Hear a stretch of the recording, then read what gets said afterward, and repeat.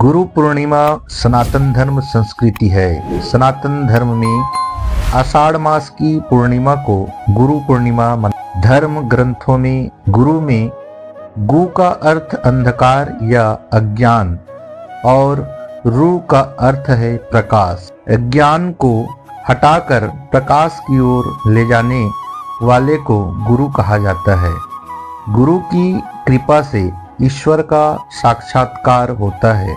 गुरु की कृपा के बिना कुछ भी संभव। यदि गुरु परमेश्वर शिव दक्षिणा मूर्ति रूप में ऋषि मुनि को शिष्य के रूप में शिव ज्ञान प्रदान किया था, इसके स्मरण रखते हुए गुरु पूर्णिमा मनाया जाता है।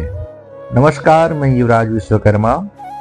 गुरु पूर्णिमा उन सभी आध्यात्मिक और अकादमिक गुरुजनों को समर्पित परंपरा है जिन्हें कर आधारित व्यक्तित्व विकास और प्रबुद्ध बहुत कम अथवा बिना किसी मौद्रिक खर्चे के अपनी बुद्धिमत्ता को साझा करने के लिए तैयार हो।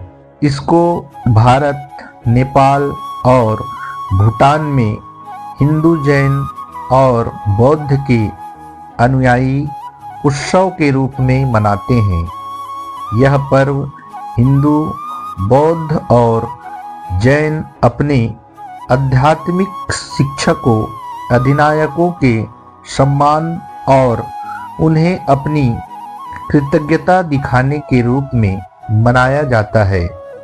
यह पर्व हिंदू पंचांग के हिंदू माह आषाढ़ की पूर्णिमा जून जुलाई में मनाया जाता। इस उत्सव श्री रामचंद्र सम्मान देने के लिए पुनर्जीवित किया। ऐसा भी माना जाता है कि व्यास पूर्णिमा वेद व्यास के जन्मदिन के रूप में मनाया जाता है।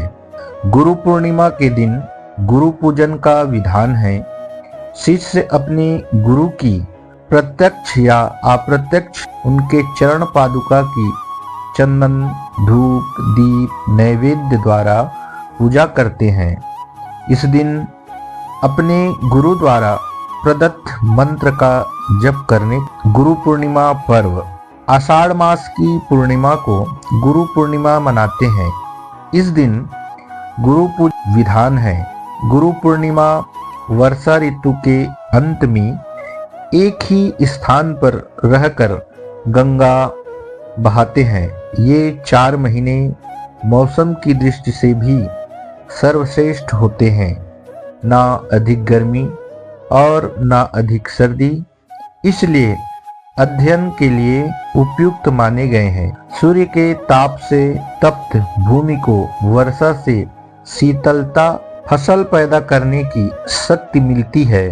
वैसे ही गुरु चरणों में उपस्थित साधकों को ज्ञान, भक्ति, शांति और योग शक्ति प्राप्त करने की हिंदू सनातन शास्त्र के अनुसार इस तिथि पर परमेश्वर शिव ने दक्षिणामूर्ति का रूप धारण और ब्रह्मा के 4 मानस पुत्रों को वेदों का अंतिम ज्ञान प्रदान किया।